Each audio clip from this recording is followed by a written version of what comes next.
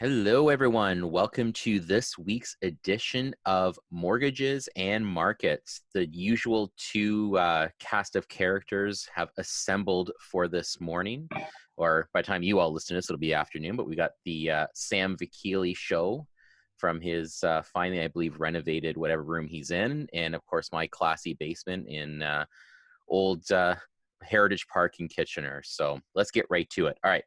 I got two things we got to talk about first that are actually pretty critical. First of all, are we expecting from a GDP standpoint for hairstylists and barbers to be the biggest economy builder once COVID is done? I mean, it's probably one of the ones that most people are waiting for desperately. It's starting to look hilarious when you go Yeah. outside. What is the latest stock ticker price on clippers to be bought off of Amazon? Because I've just contributed to that part of the economy. Yeah, I don't know, but I mean, you might have to call up Amazon to figure that out. So Look at my old grade 10 science teacher right now, so it's not good, but that will change for the next one. All right, so in other news, what are you seeing? So obviously GDP is going to be the acronym for the year, I think. What are you hearing on GDP? What's the latest? And I'm sure not greatest, but what is the latest you're hearing out there right now?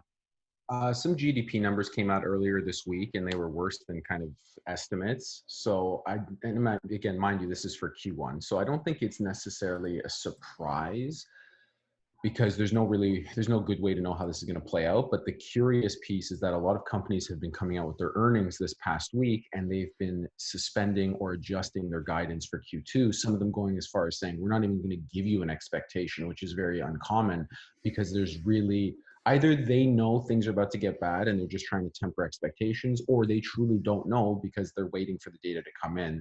And really, we're only 1 month into the quarter. So I mean, we had a stellar month of April. I think it was the best month since 1987 and one of the best since the Great Depression. So Crazy. yeah, wild. We're on a bit of a rally, and it wouldn't be inconceivable to see a bit of a turn. Unemployment numbers came out this week again, as they come out every week. Again, worse than expected. So maybe some more realistic news is coming out, a little bit less optimism. I don't know. I think I just got an alert about 20 minutes ago that Elon Musk came out publicly in some fashion and said the share price of Tesla is too high. Yeah, great. Here we So, go. I wouldn't say, I wouldn't be surprised if we saw a little bit of a give back over the coming days or months. Yeah, I remember when RIM people were coming in cashing in their retirement savings to buy RIM stock at $100 a share, and we all know how that ended. But yeah, I mean, I think we're going to see stuff like that. Like I just saw under the heading of you don't need an economics degree to figure this one out. I just got an email saying that someone has already announced that we are officially into a recession. Like, I don't think we need to announce that it's happening. But Mhm. when we go recession side, what generally do you see in the market? What starts to happen?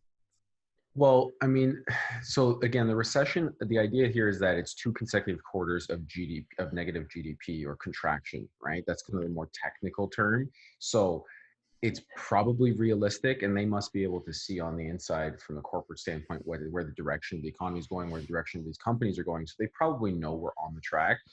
The real question is how severe and how long does it last? Do we see bubbles where we get out of it for one quarter and we go back into it? Does it last longer? Do we have a second quarantine, great lockdown, whatever you want to call it? Yeah. So that's a little bit of the unknown. But generally speaking, recessions mean you have to remember recessions are a normal part of the system. Mm. So you shouldn't necessarily be scared of the idea of a recession. In fact, it's probably a healthy thing for recessions to happen. We just hope that they aren't so intense that you have a scenario like 0809 where pandemonium plays in, fear gets to all-time highs. People don't know if they're going to have their homes and their jobs. That's the scary part that comes with the recession.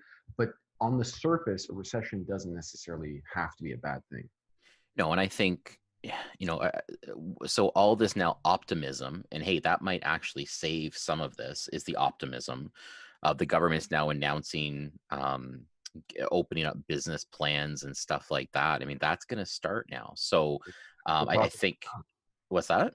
That's the talk of the town right now. It's the exit strategy. It's the reopening of the economy. Yeah, but I mean, I think the non-optimists, the people who are going to be on the other side of this, are going to be the ones that are very concerned. You said it, where this could happen again.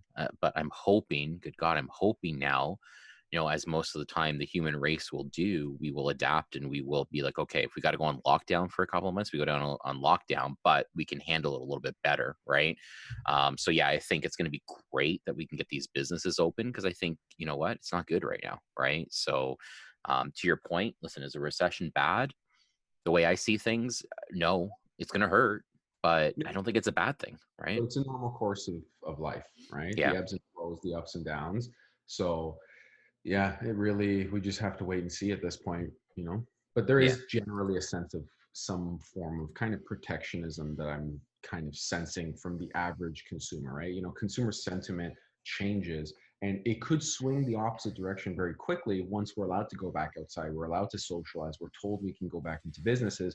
You could see that switch flip very quickly. So and it's kind of the same thing on the housing side. From what I'm hearing, and correct me if I'm wrong, it seems like everybody's waiting, anticipating with, some, they're eager to get out there. They want to get into the houses. I don't know what it's going to look like. Maybe one family at a time, masks, wipe things down. Like, I don't know what the actual ins and outs are going to be, but it sounds like people still want to get out there. I think the reality of it is that there is rates are still very low, and I think you're absolutely right. I've met with many clients over the last 2 weeks, and I've kind of called them tire kickers, just from the standpoint that they're ready to go. They have salary jobs that are not impacted. Mhm. They have a great price point they can afford. But again, the conversation was with how would you like to proceed? And the answer is, well, we're going to wait. And that's okay. That's totally a great thing from the standpoint that, you want to make sure you get into this eyes wide open, and it is, you're set up for success. But I think people are going to get to that point where they're gonna be like, you know what, let's just do it. Let's go out there, find a house, mask me up, let's put some gloves on, and let's get this done. Exactly. Because you don't want to take a risk of now rates increasing, and then all of a sudden you lost out on a deal, right? So I think there is a lot of people in the weeds right now just waiting for stuff Oh to yeah. get better. So Yeah. And that's on the investment side as well. I think the general sentiment is they want to wait it out. They want some good news. They want some optimism. But once that green light or go ahead comes, there's going to be a rushing of people. I don't even yeah. want to know what the people lineups are going to look like once they open back up.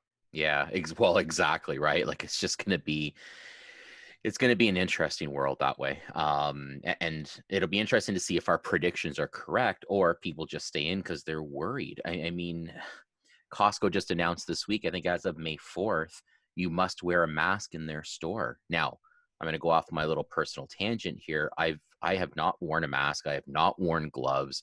I'm using common sense. I'm washing my hands. I'm sanitized. I'm doing stuff that, quite frankly, they taught me in kindergarten and we've all gotten away from. So, I'm doing that sort of thing. But am I going to Costco? No, I'm not going to go there just because I don't want to wear a mask. I don't think, and listen, I'm not a scientist, I don't think we're there. I don't know. I don't know how you feel about it, but that's how I look at it. Yeah, I mean, I definitely haven't used the gloves, but I have done the mask a couple times. I've caught myself going in and then being like, "Oh, somebody else is wearing a mask. I forgot mine." So I'm definitely not perfect, but I've been Yeah. moving in that direction. If anything, just for the sake of hopefully, if I have something, I don't spread it as easily. I guess just trying to do something, but I don't know. I don't know what the right answer is. I assume the more protection we can do, the better this will play out. I'm guessing here, Yeah. right? Buy mask stock, man. That's another one. Jeez. Yeah, 3M. That's right. That's right. One last thing, and we'll end it on this. I just need to know, what is your percentage of success for actually following the arrows in the grocery store? It's funny you say that. I literally was there Wednesday and I looked down as I was pushing my cart and I was going the opposite direction of the window or of the arrow. So, Yeah, as yeah. the lady was staring at you, some old lady was staring at you with a dirty look. Yeah, that right Yeah, here, pretty right much. here. It's Yeah, funny. I was trying to do it so I could actually get around somebody else because there was a bit of a bottleneck. So I yeah. figured I'll just go down this aisle, sneak in front of some people, and get out of there. Oh boy.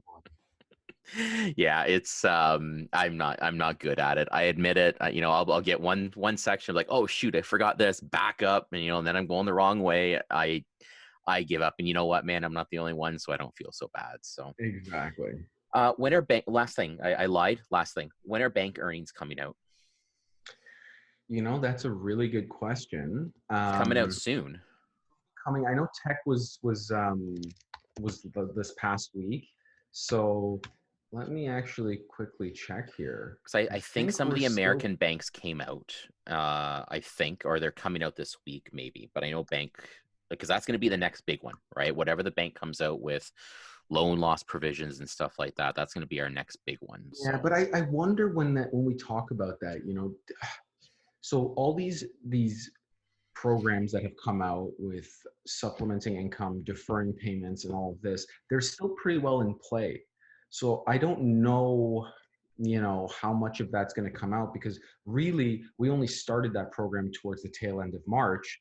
And so, if we're reporting on Q1, how much of that data is going to be in there? I just don't know that answer, you yeah, know?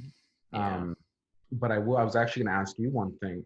I read that, and I can't remember which Canadian bank was saying it, but there's some talk, at least murmurs, that perhaps we will start to have more stringent rules around taking money out of a HELOC to use as a down payment on a new purchase. Have you heard anything to this effect? Yeah. So one bank has done that already, Okay. and that has actually sent ripples right through the whole mortgage world, we'll say.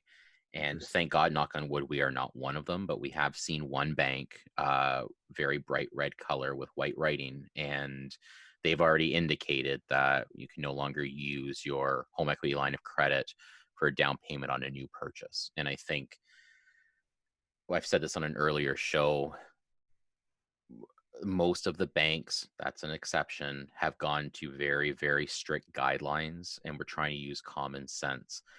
I'm Mm, hoping we stay in a world where we're not going hardcore policy, because that's right. that's a difficult world to go down. So yeah, you are 100% correct. That has happened.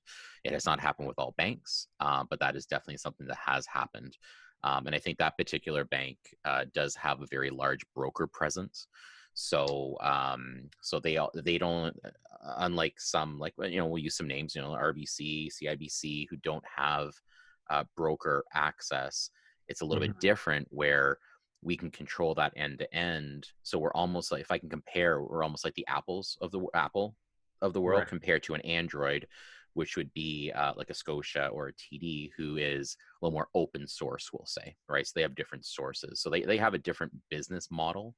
But yeah, we Okay. have seen that, and hopefully, we can stay with temporary guidelines. That's what everybody wants to see, because I think that is working right now, and we're just Mhm. asking a ton of questions. So yeah, definitely seen it. Heard what you've heard is 100% correct. So Interesting. Well, yeah, so something to follow, I suppose. yeah, yeah, 100%. So all right, bud. Listen, thank you. Glad you had a good week. And we will have this party scheduled again for next week. Folks, if you have any questions, you know where to find Sam and I. And we will hope you all enjoy this wonderful weekend. Make sure you get your grass and your hair cut.